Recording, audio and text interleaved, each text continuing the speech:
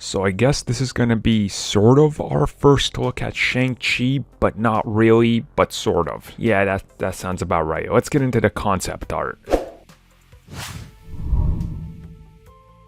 So the concept art we're going to be talking about in this video is not the 100% final concept art. This is just one of the artists that did a concept art for Marvel Studios, but it might not end up being what the final one looks like, or they might not have even used any elements of it. The best way I can explain this is, imagine those books that come out that show you the art of the movie.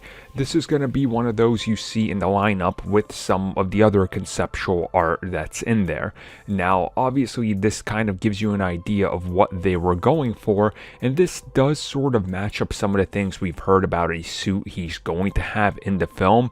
In my opinion, very reminiscent of Liu Kang from Mortal Kombat, almost like Liu Kang and Kung Lao got mixed up into one. And I do honestly like it. I think it has that Marvel layering look. Now, yes, it's a far cry away from the comic book version, but that was expected. You know, you can't really translate what the comics were. You can't just put them in a simple like spandex or a leotard or something.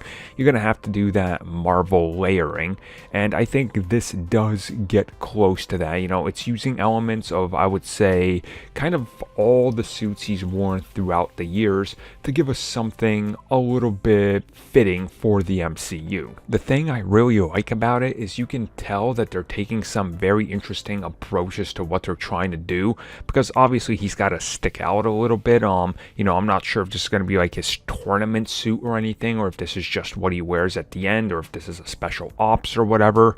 So again, you know, it's a concept art, but it's a good indicator, I would say, of what to expect one of the final designs to look.